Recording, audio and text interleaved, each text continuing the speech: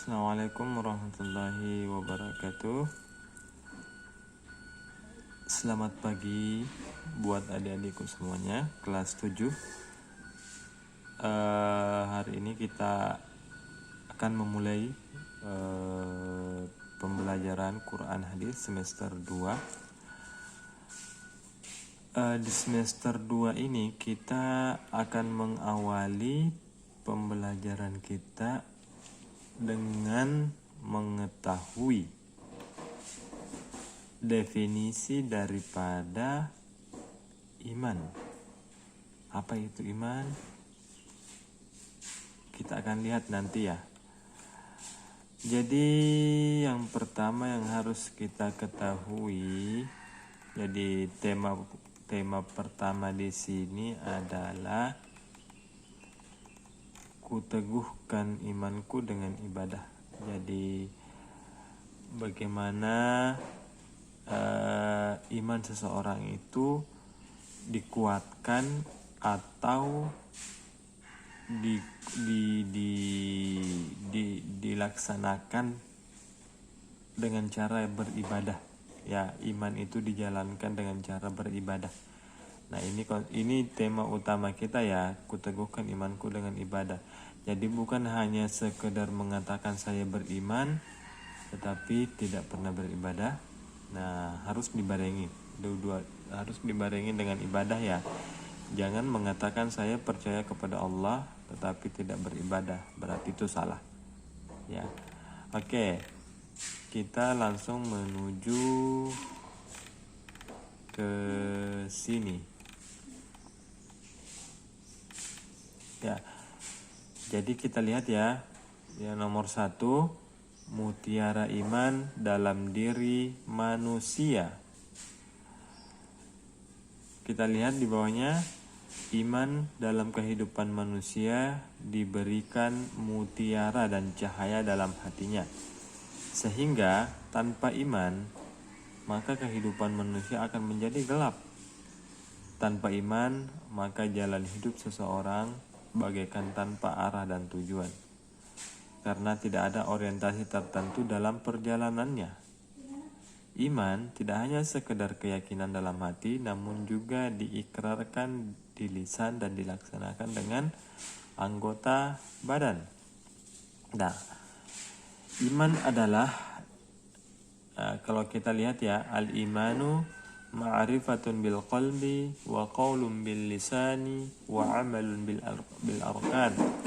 Iman itu diyakini dalam hati, diucapkan dalam lisan, dan dilakukan dengan anggota badan atau perbuatan. Nah, itu konsep daripada iman, al-iman. Adik-adik sekalian, jadi iman itu dimulai dari hati, dikuatkan oleh hati, kemudian diucapkan dengan lisan. Ketika hati kita mengatakan saya ingin beribadah, maka hati itu harus diucapkan melalui lisan. Nah, setelah mau diucapkan lisan tentu belum cukup ya. Setelah diucapkan dengan lisan saya ingin beribadah, maka lakukanlah ibadah tersebut. Itulah yang dimaksud dengan melakukannya dilakukan oleh anggota badan. Ya. Jadi iman itu diawali dengan hati, kemudian dikuatkan oleh lisan dan dilaksanakan oleh anggota badan atau dalam bentuk beribadah. Ya. Ini pengertiannya yang pertama. Selanjutnya, nah kita lihat yang hadis tadi ya, yang hadis ini di atas. Kita lihat hadis tersebut menjelaskan 3 hal yang menjadi unsur penting sebuah keimanan, yaitu hati yang meyakini, lisan yang mengikrarkan, dan anggota badan yang selalu menerapkan dalam perbuatannya. Oke? Jadi jelas ya, yang seperti yang saya jelaskan tadi, bahwa iman itu dibenarkan atau diniatkan oleh hati. Ya, dimulai dari hati dulu, kemudian lisan yang mengucapkan atau mengikrarkan. Ya, jadi lisan yang mengucapkan dari apa yang diniatkan oleh hati, apa yang diyakini oleh hati. Kemudian anggota badan mencoba untuk melaksanakan apa yang diikrarkan oleh lisan. Oke. Selanjutnya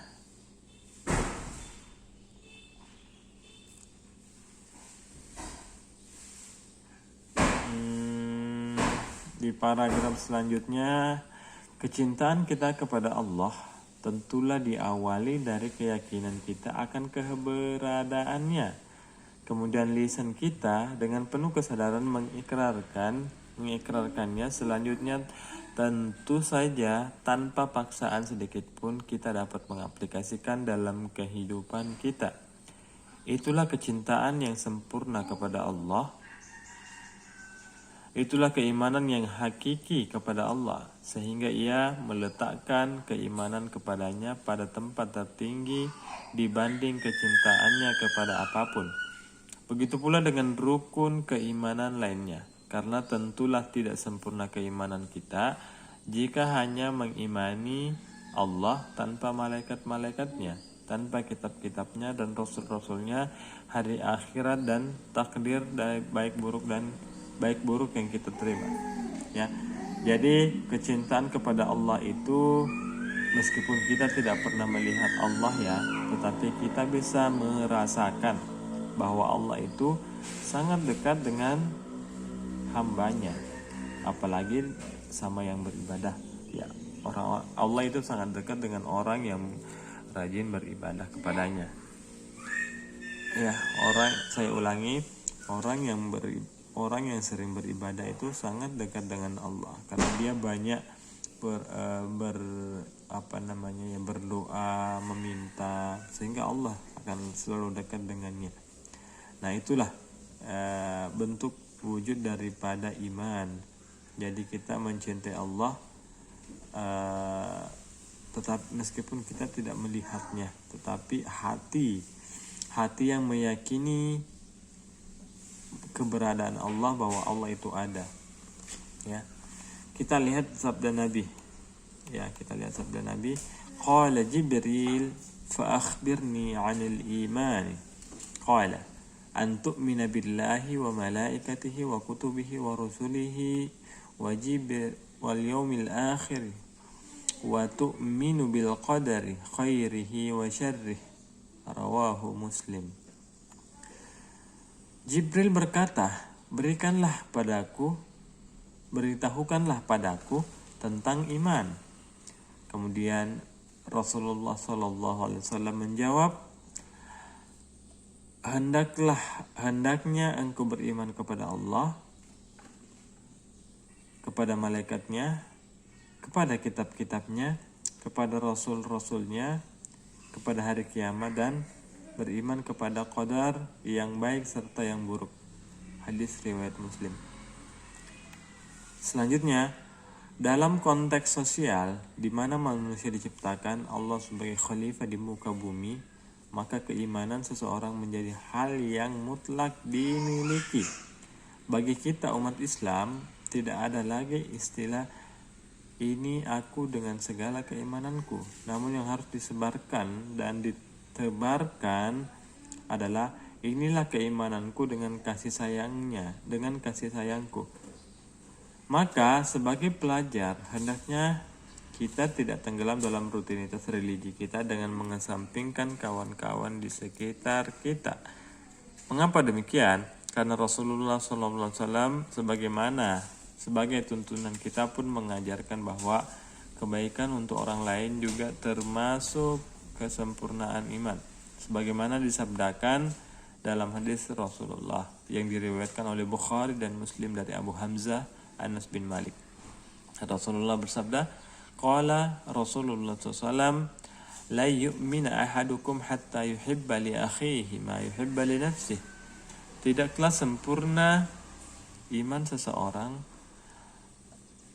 dari engkau sehingga ia mencintai saudaranya sebagaimana ia mencintai dirinya sendiri.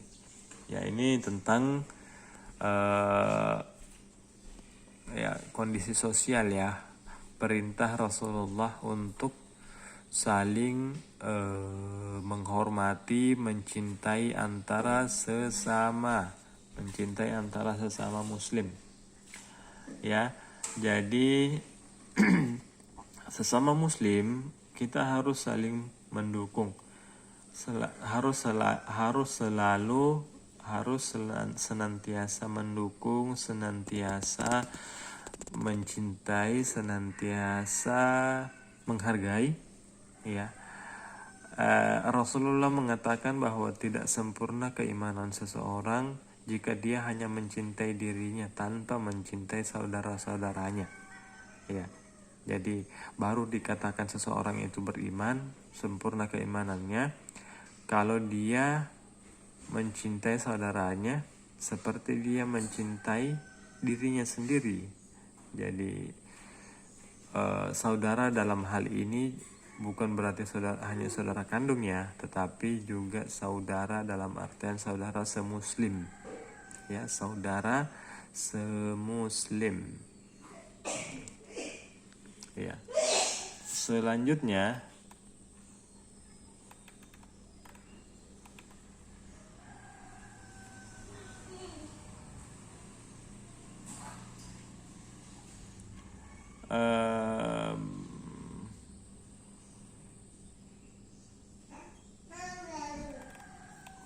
ya, tentang iman sudah selesai ya. Kalian sudah dapat definisinya, kemudian bagaimana cara menerapkannya dalam kehidupan sehari-hari.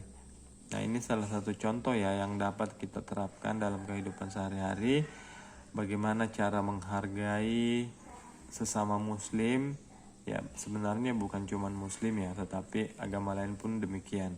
Kita harus saling kasih mengasihi, ya, saling menghargai, ya, kemudian saling mengingatkan dalam kebaikan dan lain sebagainya. Itulah iman. Kemudian yang kedua, ciri ibadah yang diterima Allah. Nah, yang berapa banyak orang yang melaksanakan perbuatan baik namun menjadi sia-sia di mata Allah. Perbuatan yang dilakukannya hanya berhenti sampai di dunia saja, tidak dapat memberikan manfaat bagi dirinya sampai kehidupan akhirat. Mengapa demikian? Karena ada hal-hal yang belum terpenuhi, ya, diantaranya. Jadi yang kedua ini berbicara masalah ibadah diterima apa tidak oleh Allah Subhanahu wa taala.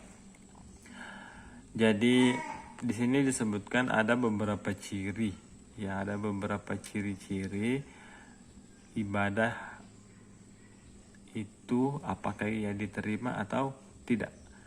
Nah, ciri-ciri pertama bisa kita lihat ya.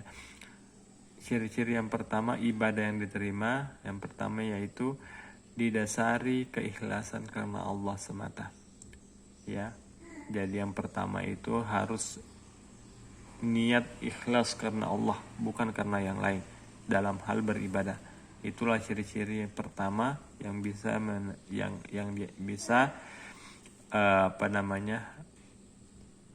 ciri-ciri ibadah yang diterima Allah Subhanahu wa taala. Coba kita lihat sabda Rasulullah, ya ayyuhan nasu akhlisu a'malakum lillahi fa innallaha la yaqbalu minal a'mali illa ma khalasa lahu.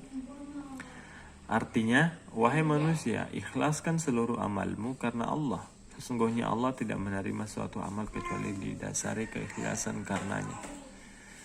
Nah, hadis ini menjelaskan tentang perbuatan ikhlas. Jadi kalau misalkan ada yang beribadah terus yang diharapkan bukan karena lillahi ta'ala, bukan karena Allah, maka ibadahnya itu sia-sia. Jadi beribadahlah karena tidak selain Allah. Jadi niatnya beribadah itu cuma satu, yaitu karena Allah semata, bukan karena yang lain, bukan karena yang lainnya, bukan karena mengharapkan sesuatu yang lain, tetapi karena semata-mata karena Allah.